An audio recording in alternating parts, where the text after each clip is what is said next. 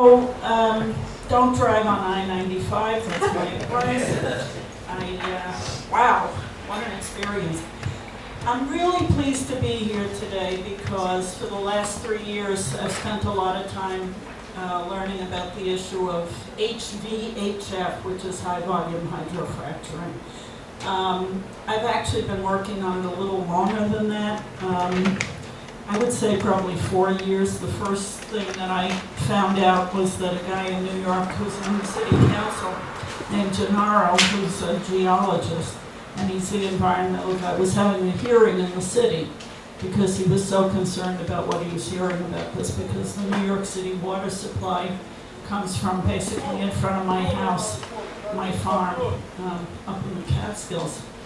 And he had worked his whole career to create this watershed, so he didn't want to see it screwed up by fracking. The first thing I want to ask is how many of you know a lot about the technical stuff about fracking? I don't want to bore anybody. I'm not really going to talk about that much, but at the end, if anybody has questions about that stuff. So, you know, what still freaks me out, I walk around New York City with a button that says no frack on my bag, and I'm always surprised by how many people think it's either a badly misspelled obscenity or that I'm a big Battlestar Galactica fan. So, you know, usually when I see somebody looking at it, I say, so, do you know what this is? And before they can say, leave me alone, I whip out a card and I give them a card from Catskill Citizens and I say, look at the website. And I brought a bunch of cards and I hope you'll all look at what's there, because anything you want to know is probably there. We have a huge archive of articles. It'll help you talk to people, educate people. So I'll talk a little about my background. I grew up in New York. I was what's called a red diaper baby, so I feel right at home. My folks were a little to the left of Fidel Castro. So, you know, I grew up going to anti-Vietnam things and running from the police at Whitehall Street and all the usual stuff that people like us do. And when I was about 8, my folks bought a place in the Catskills in a town called Roscoe, which is famous for trout fishing, and we hope it stays that way. And I grew up and I spent a lot of time up there, and then in about 1998, after I'd gotten married, my husband and I bought a different farm 40 miles north in Delaware County, New York, which is sort of going toward Oneonta. I don't know how much you know about central New York State. And I've had chickens and I've, you know, done a whole bunch of stuff. Anyway, when I started hearing about the fracking, you know, I thought, wow, the gas is so clean, because they kept telling us it was so clean. This sounds great. And then I started delving into the subject, and the more I learned, the more I felt that allowing this in upstate New York, or anywhere, would be a monumental error and would irrevocably alter the communities I loved, and not for the better. So the first red flag was when I discovered that hydrofracking was exempted in 2005 from the Clean Air Act, the Clean Water Act, and the Safe Water Drinking Act. When I found out that Dick Cheney was instrumental in getting these exemptions put in place, I got even more scared. I have a couple of clarifications about this. If you want to follow up on this, the stuff is all posted on our website. This is from NRDC. I have mixed feelings about them at the moment, but that's another subject. Superfund liability does not extend to oil and natural gas pollution, nor is it triggered by the release of other hazardous materials like benzene, arsenic, and mercury when they are naturally present in oil and natural gas. This enormous loophole was won when the industry pledged to pay into the original federal cleanup fund, the Superfund, an obligation that has since sunset. Although oil and gas spills are major sources of volatile organic compounds, VOCs, and other hazardous pollutants, and the machinery is a major source of particulate matter emissions from diesel exhaust, exemptions from the regulations of the Clean Air Act mean that wells and well fields cannot be regulated either collectively as major sources or individually. So this is pretty bad. I mean, you know, most of you are probably sophisticated enough to realize the government is not it's not really going to help us with this. And what's distressing is that too many people in this country still believe that an organization in New York like the DEC is, as long as we have strong regulations, you know, we're fine. The problem is that in New York State there are 16 inspectors statewide to regulate these wells. So what difference does it make? Regulations are meaningless because there's nobody to enforce them, not to mention the fact that these guys lie every time they open their mouths. I have a lot of stuff here, and I don't think I really want to go through this because I'll put you to sleep. If you can look up a woman online called Theo Colborn, who runs something called the Endocrine Disruption Exchange. She has a lot of stuff about health effects, about what's, I mean, look, everything's wrong with it. The other thing I want to get to is, you've already heard about this. This is so not a clean fuel, and the methane is a worse greenhouse gas than CO2. So every time you see one of those commercials, basically they're lying. They're always lying. And they also say it's a bridge fuel. It's a hell of a bridge because once the infrastructure goes in, they're not turning back. They're not putting in this infrastructure so they can do it for 5 years until we get all the wind turbines up. They're doing this for as long as we let them do it and as long as they can make money doing it. And by the way, the one thing I will say is I don't believe in peak oil. The problem, according to Bill McKibben, I don't know how many of you read that article in Rolling Stone that he had. He said they keep discovering more and more and more of this stuff, and you know, they will keep developing technology to drill deeper and deeper and more violently as long as they can.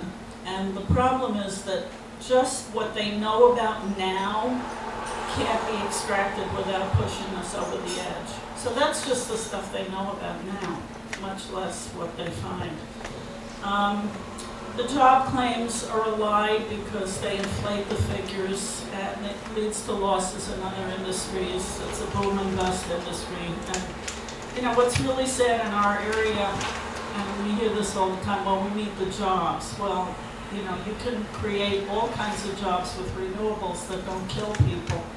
And they're more sustainable, they're long-lasting jobs, and the jobs are sort of a non-issue. But helping people to understand that is not so easy, especially when people have never had anything. Where we are, it is the farmers who want this very much, but it's also, there are fewer and fewer farmers because the agricultural system is completely broken. Well, the solution is not to then ruin our air and water, it's to fix the agricultural system, you know, build back a local food supply, et cetera, et cetera. Your property becomes worthless, you can't get a mortgage, you can't get insurance. The rents for all the rental properties go up to levels that nobody local can afford. There's huge crime. My husband and I drove through. We were going away for our anniversary, and I said, honey, I'm not going to think about fracking this weekend. So we get in the car, and the first thing I did was look at the map and go, look, we could go to Towanda, Pennsylvania. Oh, so we went to Towanda because we had to go west anyway. And I walked into this building and introduced myself to the chief of police. I mean, I didn't know who this guy was, but he was the chief of police. And he has a special file in his office that says gas company incident log. So I said, gee, what's that? And he said, well, there's a lot of crime, you know, 20-year-old guys, they're making a lot of money, they're away from home. So I'll leave the rest to your imagination. They say that there's a huge layer of rock that separates the gas from drinking water. The problem is that particularly in the Marcellus, there are many, many vertical fractures. It's a feature of the Marcellus. The other thing in New York State is that there are many, many old gas wells. Nobody knows where they are. They're not mapped, and they're not plugged. So they're perfect pathways for this stuff. And, you know, the famous energy independence, you know, we gotta be independent from foreign oil. They want to export this stuff. And that's the biggest problem, because if they're able to do that, if they convert the import terminals to export terminals, we're kind of screwed, because it's going to create a huge demand. Overseas this stuff sells for something like 5 or 6 times what it sells for here. So the problem is that obviously they want to sell it to the highest bidder. That's capitalism.